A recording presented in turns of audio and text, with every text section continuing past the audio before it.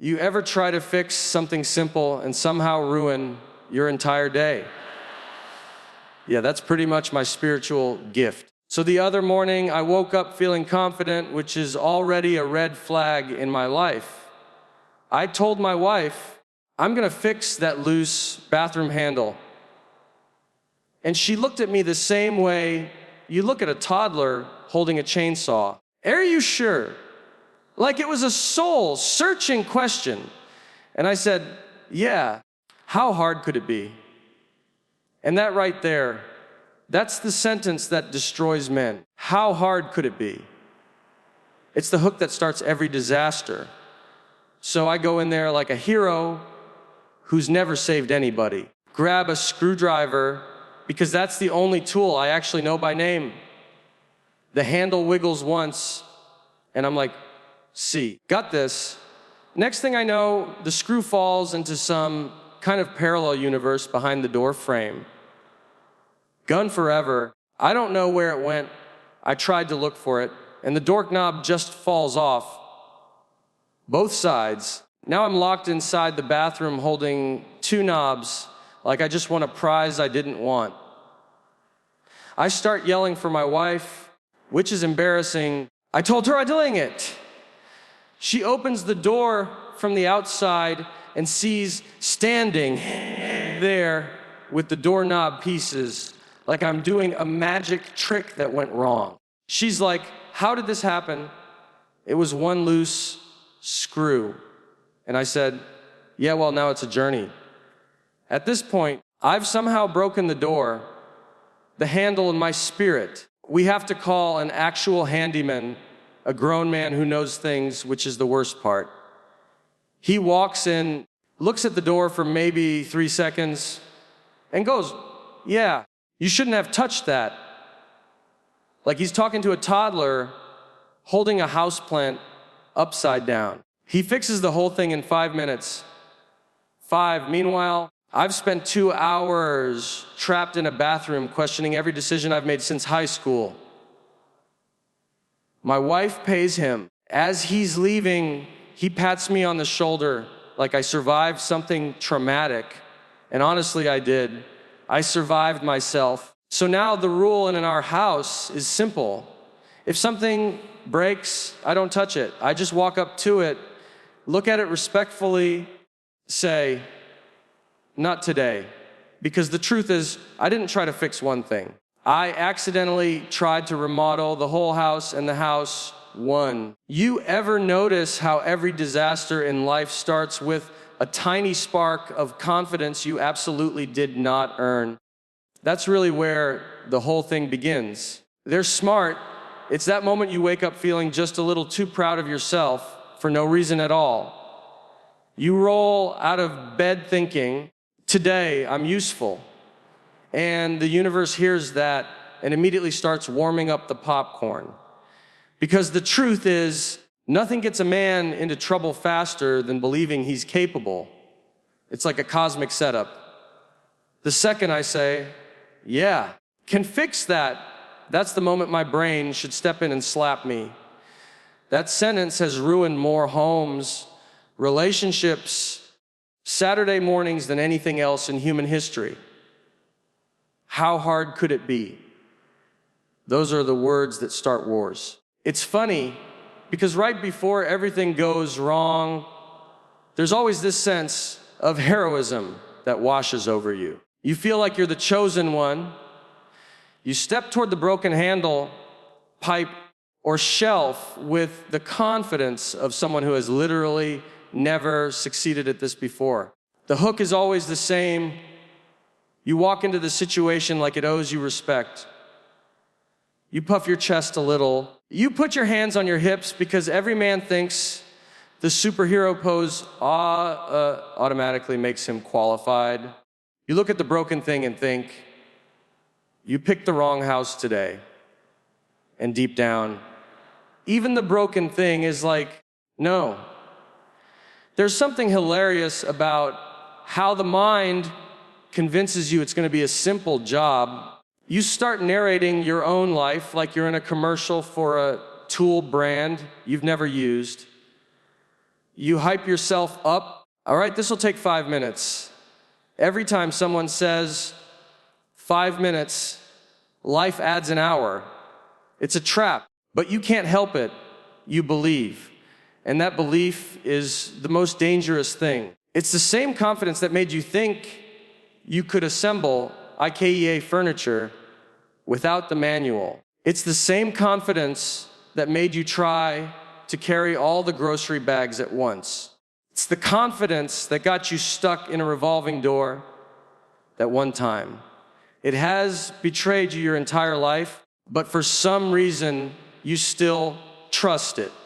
What makes it worse is that people around you start feeding that confidence. Your wife looks at you and gently asks, "Are you sure?" And you hear it as a challenge, not concern, not love, a challenge. Your pride gets involved immediately, like it just clocked in for work. Suddenly, you're defending your honor over a loose screw. You say, "Yeah, of course I'm sure." But inside, your soul is trying to tunnel its way out of your body. You give a speech like you're running for office. "I can fix this. I've fixed things before." And even while you're saying it, you know you're lying. Everybody knows you're lying. The neighbor probably feels it through the walls. But right there, in that exact moment, that overconfidence becomes the real of the whole disaster, because you commit. You have no choice now. You said it out loud. The words existed in the world. And the moment you walk toward that doorknob or shelf or whatever it is, you're stepping into the plot twist of your own life. You're not just fixing something simple. No. You're walking straight into a story you definitely didn't sign up for, but you're in it now. And once that confidence fades, once reality hits you in the face, there's no going back. That's where the chaos begins. There's always that moment right after you hype yourself up, right after you convince everyone you know what you're doing, when you walk over to the toolbox like you're about to perform a medical procedure. And the hook is simple. You grab the one tool you actually recognize, the screwdriver. It's the celebrity of tools. It's the only one most of us could identify in a police lineup. You hold it like it's your badge of honor. The moment you wrap your hand around it, you instantly become qualified. And the screwdriver knows this, knows you have no idea what you're doing. It's seen men like you before. Smart. There's something hilarious about how confidently you pick it up. You don't even check if it's the right type. Phillips, flathead, star-shaped ancient Egyptian artifact. Who knows? Who cares? You just grab the one that looks like a screwdriver because in your mind, they all do the same thing. You stand there like a surgeon who skipped med school, but watched a lot of hospital shows. The whole situation becomes this cinematic moment. You holding a tool you don't respect, facing a problem that doesn't respect you. You start turning the screw with the kind of confidence only a person who is completely unqualified can have. The hook always hits right here. That little illusion of competence, that lie you tell yourself. You haven't fixed anything in years. Your greatest mechanical achievement was replacing batteries in a remote. But suddenly you think you're a handyman because you're holding a piece of metal with a handle. The screwdriver becomes your wand. You wave it around like you're about to cast a spell. You talk to yourself. Yeah, easy. You're basically giving yourself a TED Talk on home repair. The screwdriver is the only one in the audience. But the real comedy is how fast that false confidence fades. The second you feel that screw resist, just a tiny bit, you panic internally. You don't show it, of course. Outwardly, you stay cool. You squint at the screw like it personally offended you. You adjust your grip like that's the issue. You mutter something like, Interesting, as if you've encountered a complex engineering problem, not a bathroom handle. That's the point where the screwdriver becomes the hook of your failure. The more you turn it, the worse things get. It slips, it strips, it makes a sound you've never heard before. And every time something goes wrong, you blame the screwdriver. No man has ever said, "Maybe I'm the issue." No. You say things like, "They don't make tools like they used to," even though you've never lived in a time when you needed one. Then comes the worst moment of all. The moment you switch screwdrivers, even though you still don't know which one is correct. You go back to the toolbox, dig around like you're searching for buried treasure, grab a different one, march back like it's a fresh start, as if swapping screwdrivers suddenly gives you a degree.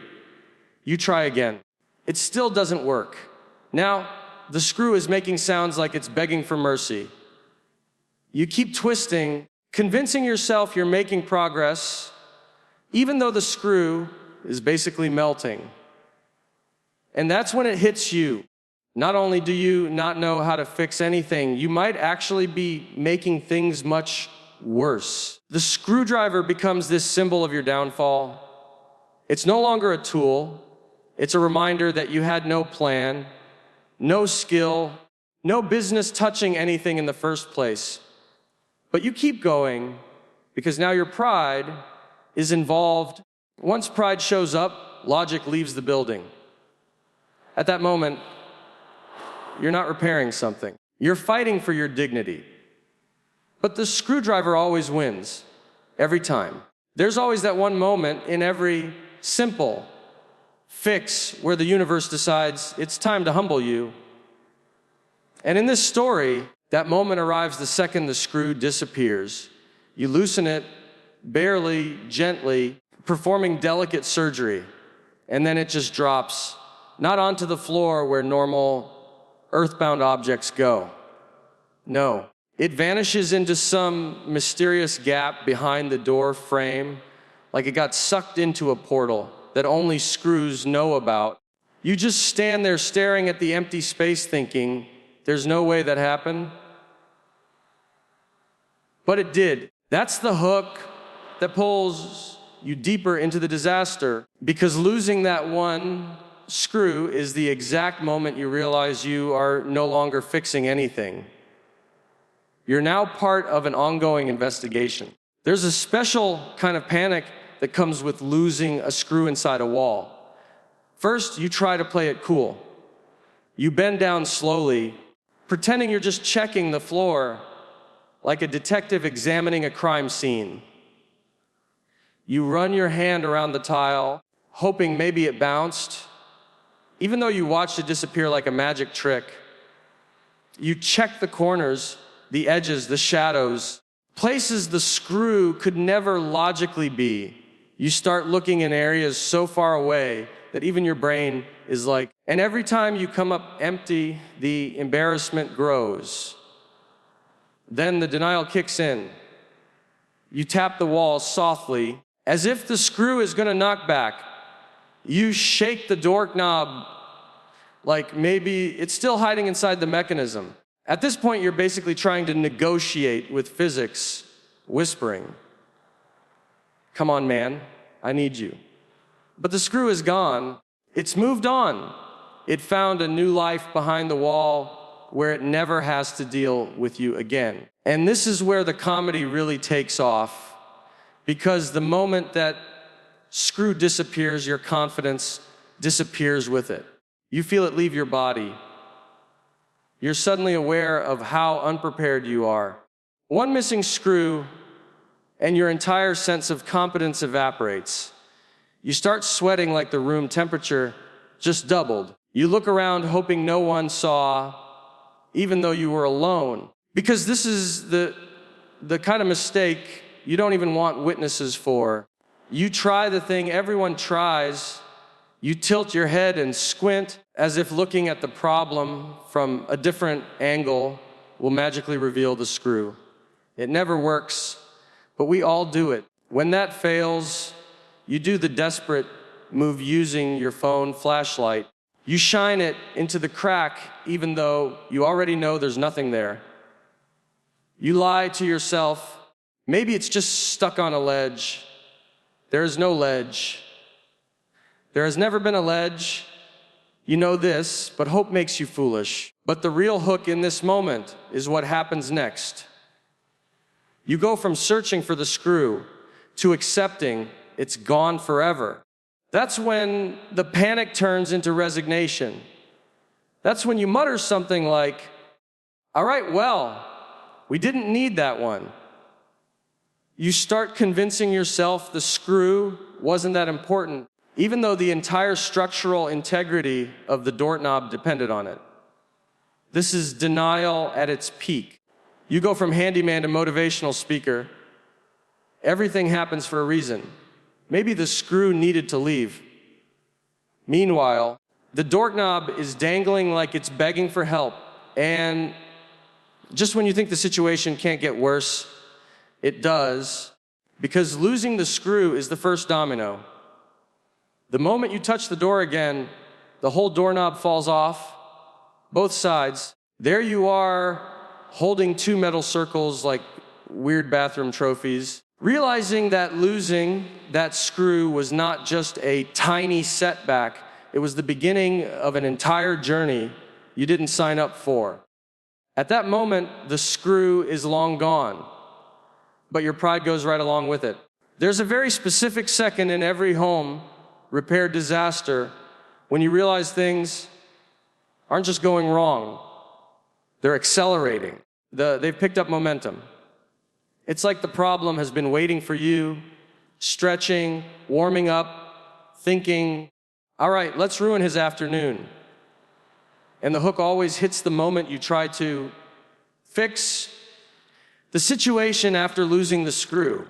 You tell yourself it's still salvageable. You convince yourself you're one careful move away from turning everything around. And that's exactly when the doorknob decides to give up on life.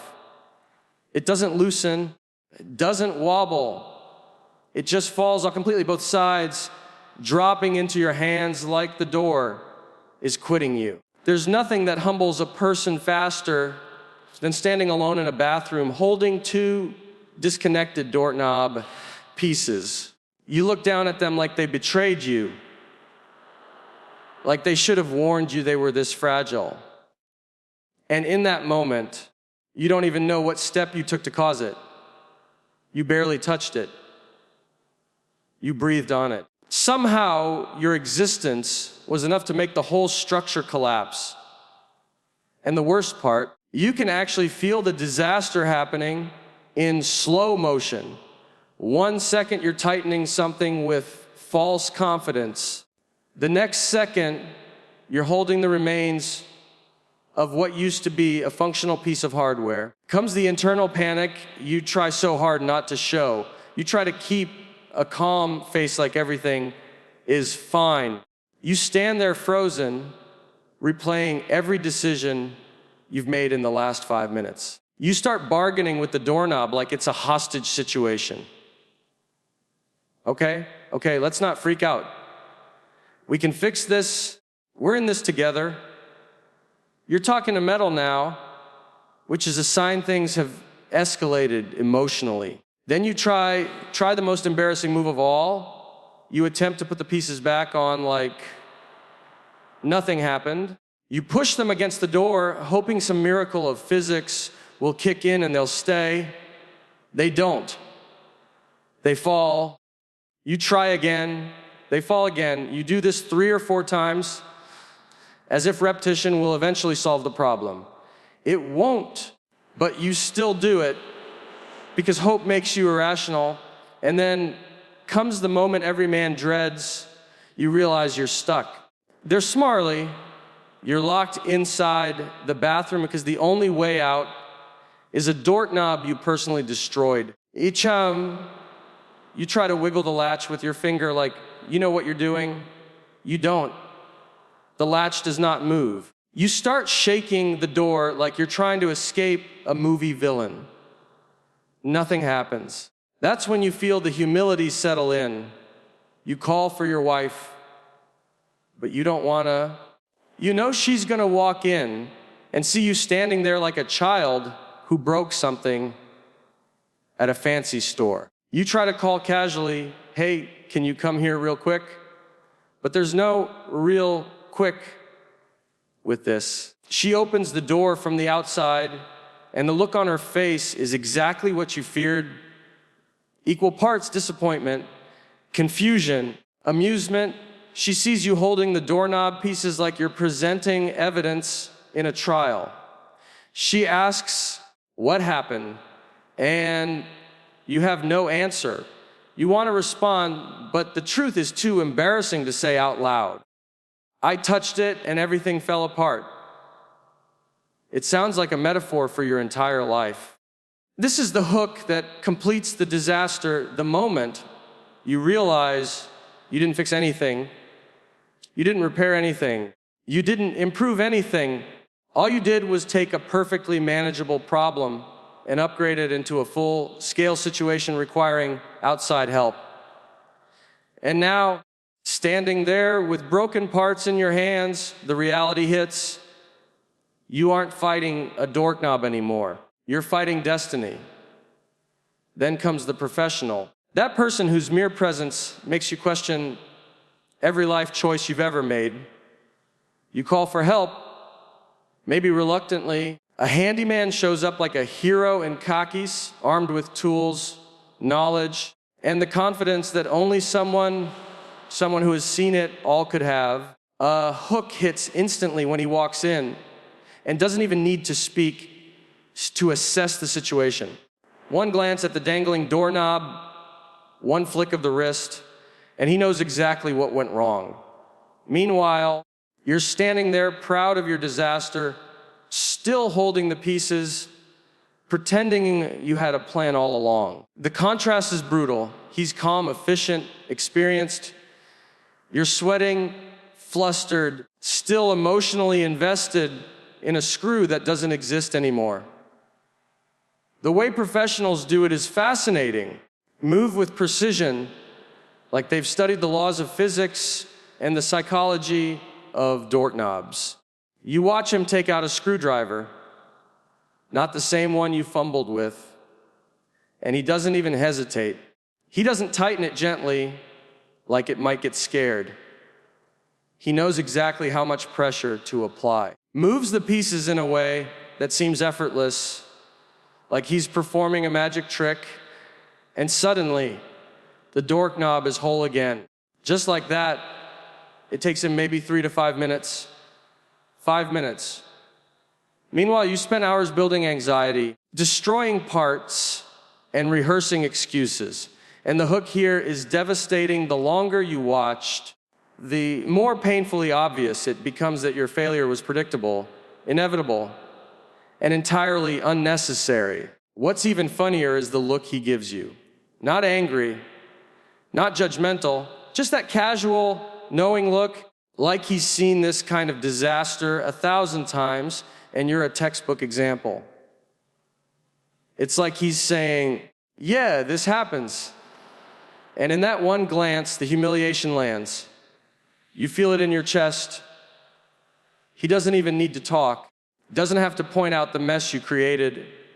He fixes it in silence and leaves you holding your pride, which is still on the floor somewhere under the tools you misused. And the hook keeps coming every second you watched him. You're reminded of how avoidable all this chaos was. Your brain starts replaying every step in slow motion like a highlight reel of incompetence. Then comes the final subtle humiliation. He packs up, smiles politely, and leaves you alone with a functioning door. The room feels quieter, smaller, like it's judging you. You're suddenly hyper-aware of your lack of skill, your impulsiveness, your overconfidence, the irony that you were once proud of attempting this simple fix. And even after he's gone, you can't help but remember the way he moved. smooth, confident, precise. It's like watching someone perform surgery while you tried to fix a toaster with chopsticks. That comparison alone is enough to make you rethink every DIY project you've ever entertained. And as you stand there, holding the doorknob, fully restored, fully functional, fully mocking your past decisions, realize the hook isn't just that he fixed it. The hook is that he made you see the exact moment everything went wrong. Every misstep, every fumble, every ounce of misplaced confidence is replayed vividly in your mind. He's not just a professional fixing a door. He's a living reminder that there are some things in life better left to people who know what they're doing. That lesson, though painful, is delivered with the perfect, silent punchline of efficiency and ease. After witnessing the professional work his magic and restore the doorknob in minutes, a new rule immediately forms in your house, one that doesn't need to be written down, but somehow becomes sacred. The hook here is that disasters like this have a way of creating policies you never intended, rules you didn't know you'd accept, boundaries that protect your dignity. Well, what's left of it anyway? From that day on, it becomes abundantly clear that some things in life are just not for you.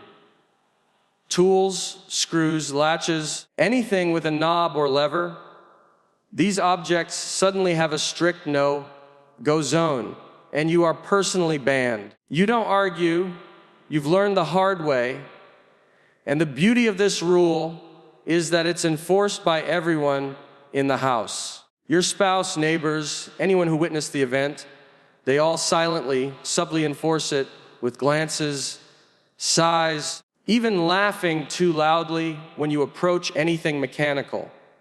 The process of establishing this rule is almost ritualistic. First, you walk past the toolbox and stop. You glance inside with that familiar spark of curiosity because old habits die hard. But the moment you see the screwdrivers, pliers, and hammers lined up innocently, you remember. And the hook strikes again, your mind instantly recalls every misstep, every slip, every second the doorknob dangled hopelessly in your hands. The memory itself becomes a deterrent. You don't need to touch the tools. The tools themselves are like little traps waiting to humiliate you again. You approach them cautiously, like a person walking through a haunted house. And every time you do, the story plays in your head. The missing screw, the falling doorknob, the professional who fixed it in 5 minutes. It's enough to make you step back, shake your head, and mutter under your breath, "Not today, buddy."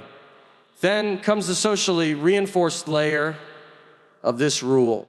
Whenever something breaks, you have a spectator. Your family members watch with a mix of amusement and relief when you don't even touch it.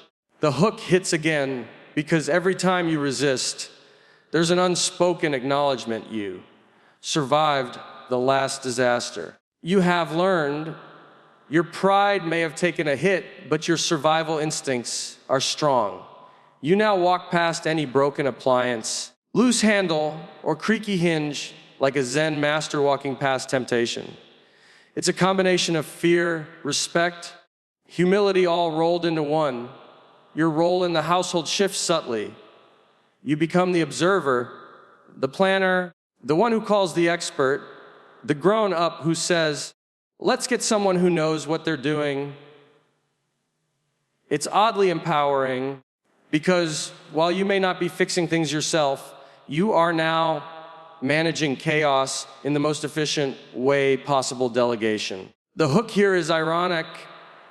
You thought you were failing by not fixing things, but in reality, you are now succeeding in avoiding disasters that could have cost hours, frustration, and your dignity. And so, this unwritten rule cements itself into daily life. You see a broken handle, and you acknowledge it respectfully. You don't intervene. You don't overestimate your skills. You just call a professional or let someone else handle it. You might even nod approvingly when the tools are in motion, silently appreciating competence without touching it. This is the final stage of the lesson: understanding your limits, respecting expertise, and surviving with your pride mostly intact. Every time you walk past a toolbox, a latch, or a doorknob, that hook lingers, reminding you that some disasters are avoidable only if you know when to walk away. So, after all that, here's the truth. I didn't just try to fix a doorknob. Accidentally turned my bathroom into a disaster zone, proved once again that my confidence is way ahead of my skills, learned the hard way that sometimes it's better to just call someone who actually knows what they're doing. And honestly, that's life, isn't it? You walk in thinking, I've got this, and then reality taps you on the shoulder and goes, not today, buddy. The moral? Some things are better left untouched. Some tools are meant for professionals. If you ever find yourself holding 2 doorknob pieces in your hands, just smile, wave, and call the groan up. Because at the end of the day, I didn't just fix one thing. I created a story I'll never forget and probably never live down.